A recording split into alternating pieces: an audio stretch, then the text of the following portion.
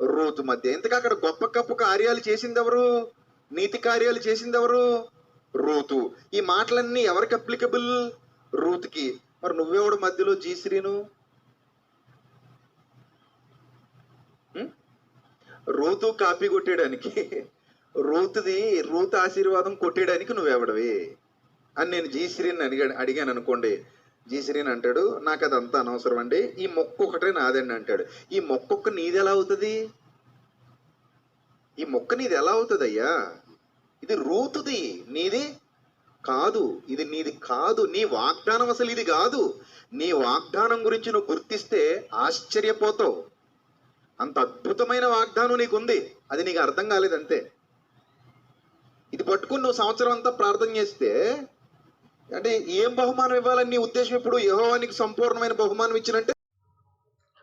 Praise the lord. అందరు కూడా వందనాలు తెలియజేస్తున్నాయి ఈ సమయాన్ని బట్టి.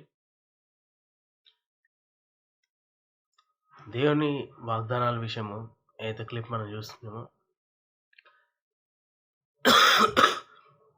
దేవుని వాగ్దానాలు, దేవుని మాటలు మన జీవితంలో నెరవేరుతాయి అని, లేకపోతే అవి అవి లాటరీ రూపంలో ఇస్తారు అని వాళ్ళ యొక్క అభిప్రాయాన్ని మనం చూసినాం.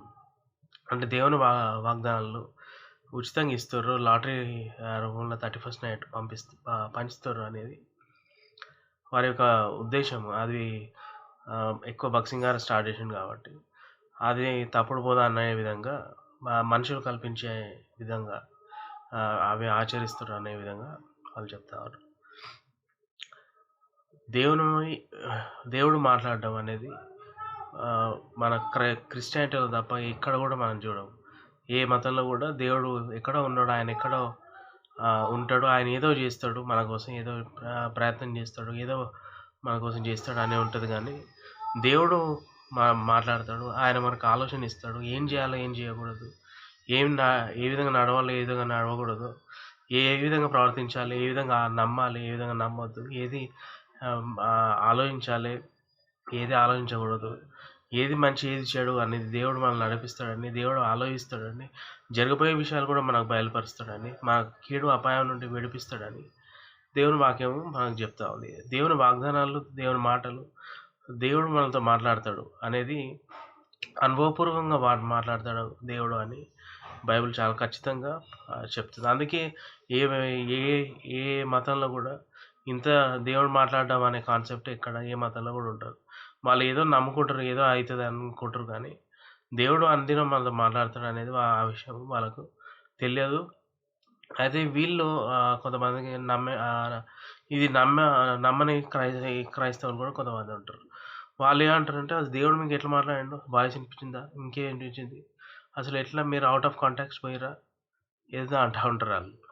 సో వాళ్ళ కోసం అనే కాదు, దేవుని యొక్క ఉద్దేశాలని, దేవుని యొక్క ఆలోచనల్ని, దేవుని వాగ్దానాలని, దేవుడు యొక్క స్థిరత్వాన్ని చెప్పాలని అనుకున్నాను అనమాట.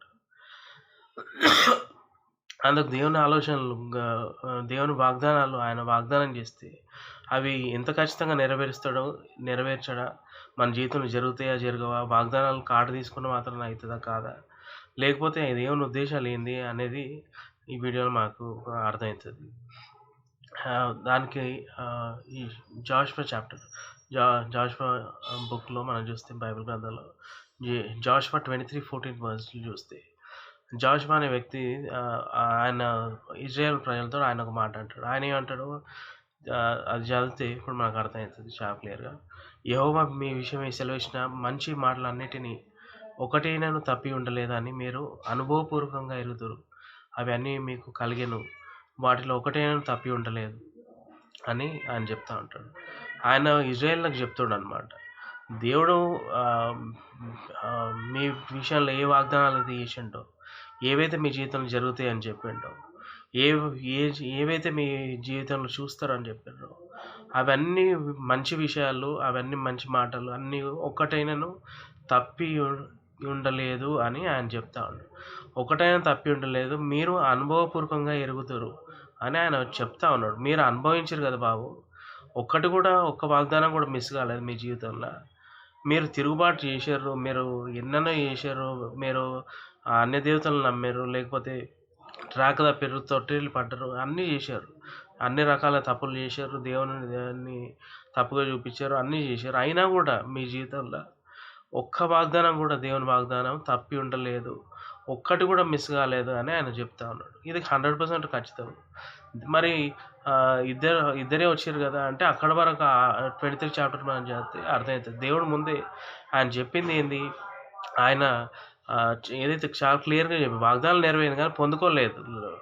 వాగ్దానం వాళ్ళ జీవితంలో అనేది నెరవేరబడ్డది అని ఆయన చాలా ఒక్కటి కూడా మిస్ కాలేదు. దేవుడి మాటలు అన్నీ ఏవైతే జరగాలనుకుని అన్నీ మీ జీవితంలో జరిగింది అని. అంతేకాకుండా ఆయన ఏమంటుండు, అనుభవపూర్వకంగా మీరు ఎరుగుతారు కదా, మీకు తెలుసు కదా బాబు, మీరు చూసారు కదా, మీ జీవితంలో మీరు ఎక్స్పీరియన్స్ అయ్యారు కదా, అనుభవపూర్వకంగా మీరు తెలుసుకోరు కదా.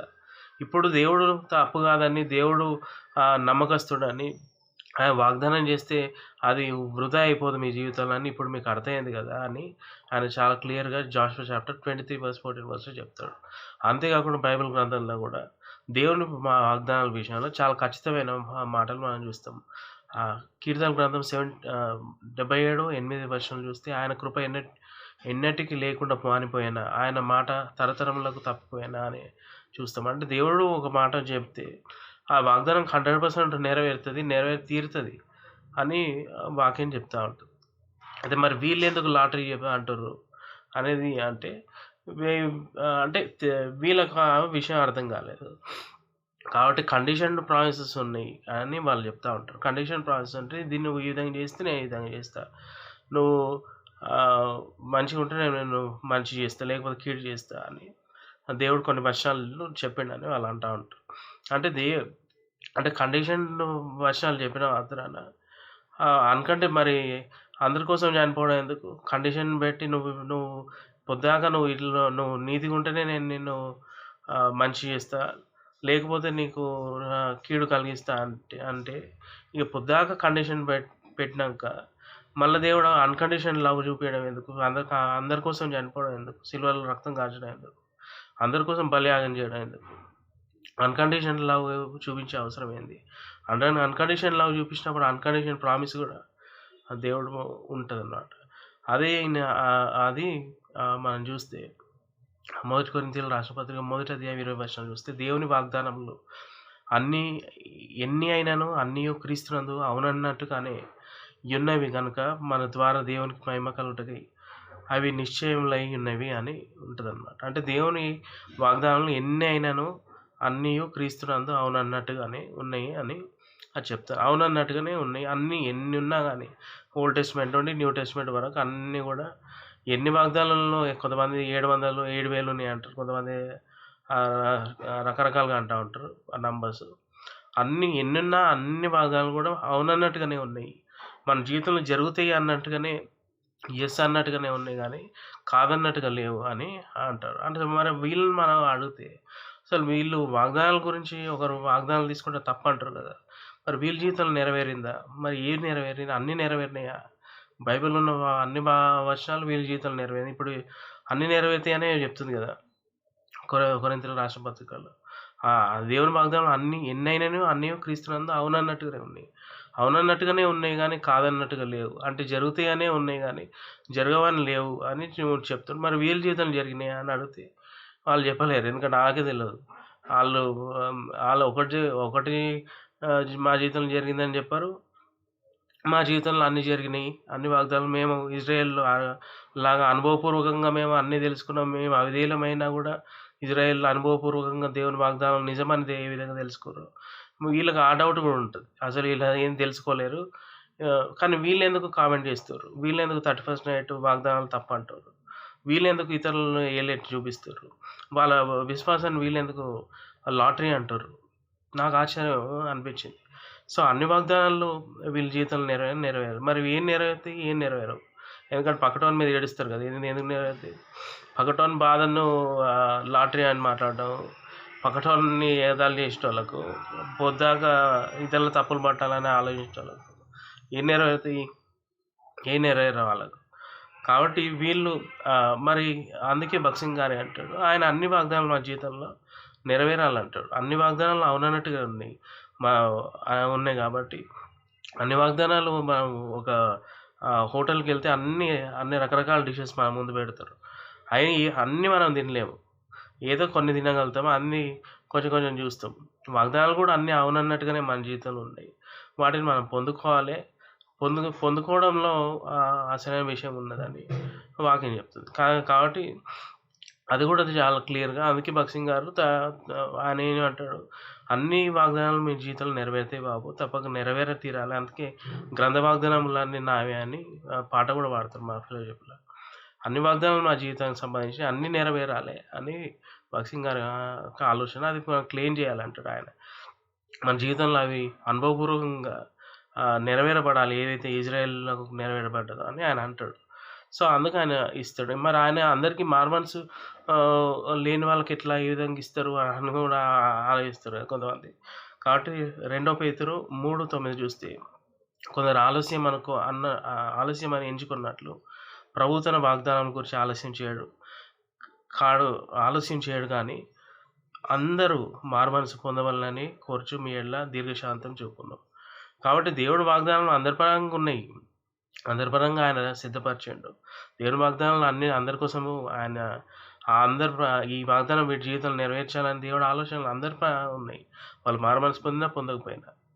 కానీ వాళ్ళు కొంతమంది నవకార్థంగా ఉన్న కూడా వాళ్ళ పరంగా కూడా దేవుడు ఆ యొక్క ఆలోచనలు ఉన్నాయి. వీళ్ళెందుకు మీరు వాగ్దానాలు ఇవ్వద్దని అంటారు. కాబట్టి వాళ్ళ జీవితంలో దేవుడు అప్పుడు నేను కూడా వాగ్దానాలు తీసుకున్నాను. మారుమనసు పొందినప్పుడు వాగ్దానాలు తీసుకున్నాను. మరి నేను అనుకున్నాను అసలు నాకు మ్యాచే లేదు. సినిమాలు చూసినప్పుడు, ఇష్టం వచ్చినట్టుగా జీవించేటప్పుడు, మంచి వాగ్దానాలు వచ్చినప్పుడు దేవుడు నా పరంగా ఎందుకు ప్రేమ కలిగి ఉండు?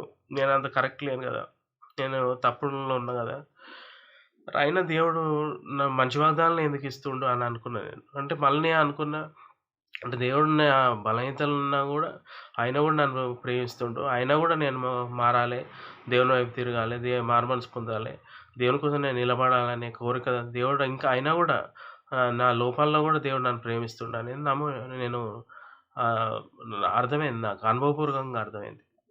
కాబట్టి ఆ విధంగా ఇస్తారు. ఇచ్చినప్పుడు వాళ్ళు మా హెబ్రోన్ సాహసంలో చాలా దేవుడే దిగొచ్చి మాట ఇచ్చినంత ఫీలింగ్తో వాళ్ళు తీసుకుంటారు. కాబట్టి దేవుని వాక్యాన్ని ఆ విధంగా ప్రేమించాలి, ఆ విధంగా అంత జాగ్రత్తగా మనము అన్వయించుకోవాలి అనేది వాక్యం చెప్తుంది. అది అనుభవపూర్వకంగా వెళ్ళే వాళ్ళకే తెలుస్తుంది. ఎవరో మన జీవితంలో జరిగే రకరకాల పరిస్థితుల వల్ల, అనారోగ్య పరిస్థితుల వల్ల, ఇంకేదన్నా వల్ల ఎంతోమంది వాళ్ళు దేవుణ్ణి అడుగుతారు, దేవుణ్ణి ప్రార్థిస్తారు. వాళ్ళ జీవితంలో ఈ ఒక వాగ్దానం, ఒక మాట మా జీవితంలో చూపు ప్రభా అని వాళ్ళు ప్రార్థన చేస్తారు. తద్వారా వాళ్ళకు మేలు జరిగిన సాక్ష్యాలు పొందారు. కాబట్టి వీళ్ళకేం బాధ, మనం ఇదంతా తప్పు అనడం, బిజినెస్ అనడము, అవి ఎందుకు? అది ఆ దేవుని వాగ్దానం ఉచితమే, కానీ ఆ వాగ్దానాలు చేసిన వాళ్ళు గొప్పలు కాదు కదా. వాళ్ళు కూడా దానికి కార్డ్బోర్డ్ కట్ చేసి వాళ్ళు డబ్బులు ఖర్చు అవుతుంది, ఆ ఖర్చు మనం పే చేస్తాం, అంతేగాని అది బిజినెస్ ఎందుకు అవుతుంది? వాళ్ళు కష్టపడి చేశారు కాబట్టి వాళ్ళకి పే చేస్తున్నాం. వాగ్దానాలు ఫ్రీయే, కాబట్టి అది బిజినెస్ అని ఎట్లా అంటారు? కాబట్టి దేవుని వాగ్దానాలు అది తీసుకుంటారు, చాలామంది తీసుకుంటారు. ఒక మాట ఆదరణ మాట మనకు చాలు. నేనే మా మమ్మీ చనిపోతే అసలు దేవుడు రిజరక్షన్ నిజమా అని కూడా అనే ఆలోచన వచ్చేది నాకు. నేను మళ్ళీ లాస్ట్ మళ్ళీ ఎప్పుడు కలుస్తా, మళ్ళీ మా మమ్మీని ఎప్పుడు నేను మాట్లాడతా, నేను చనిపోయినాకనే కదా మళ్ళీ అసలు ఈ ఆత్మ అసలు మరి బాడీ నశించిపోతే ఆత్మలో నేను ఎట్లా మా మమ్మీని చూస్తా, ఎట్లా గుర్తుపడతా, ఏమో ఆలోచనలు, డౌట్లు వచ్చినాయి. కాబట్టి మనమే ఒకసారి కొన్ని సందర్భంలో అసలైన పరీక్ష వచ్చినప్పుడు బలహీనంగా అయిపోతాం. కాబట్టి దేవుని వాగ్దానాలు ఏం మారవు. దేవుడు ఆయన వాగ్దానాలు ఎప్పుడైనా క్లెయిమ్ చేయవచ్చు. అందుకే అనుభవపూర్వకంగా మీరు తెలుసుకోరు కదా అని వాక్యం చెప్తుంది. కాబట్టి ఒకరి అనుభవాన్ని మీరు లాటరీ అని ఎట్లా మాట్లాడతారు? లాటరీ అని తప్పు కదా. ఒకరి ఫేత్ని, ఒకరి విశ్వాసాన్ని, దేవుని మీద ఒక నమ్మకాన్ని లాటరీ అని చెప్పడం రైటా? అది కాదు కదా. కాబట్టి ఈ విషయం వాళ్ళు తెలుసుకొని, వాళ్ళు కూడా మీరు వాగ్దానాలు తప్పనడం కాదు, మీరు వాగ్దానాలు పొందుకోండి, మీరు మీ జీవితంలో నెరవేర్చుకుంటే దాన్ని పొందుకొని క్లెయిమ్ చేయండి, అంతేగాని భక్సింగ్ గారు తప్పు, ఇది వాళ్ళ తప్పు, వీళ్ళు తప్ప అనుకుంటా ఎందుకు కాలక్షేపం చేయడం. ఈ హెబ్రీయులకు రాసిన పత్రిక మనం చూస్తే, మీరు 10:36 మీరు దేవుని చిత్తం నెరవేర్చిన వారై వాగ్దానం పొందు నిమిత్తం మీ ఓర్మి అవసరమై ఉన్నది. కొన్నిసార్లు వాగ్దానం మన జీవితంలో లేట్ అవుతుందని కూడా దేవుడు చెప్తుండ్రు. దాని కూడా ఓర్మి ఉన్నది. అది దేవుని చిత్తంలో సంపూర్ణంగా మనం నడవాలి. ఇంకా దేవునితో వ్యక్తిగత అనుభవంలోకి వెళ్ళాలి. దేవుని చిత్తాన్ని మనం తెలుసుకొని మన జీవితంలో మారుమనసు రక్షణ పొంది మిగతా విషయాలు కూడా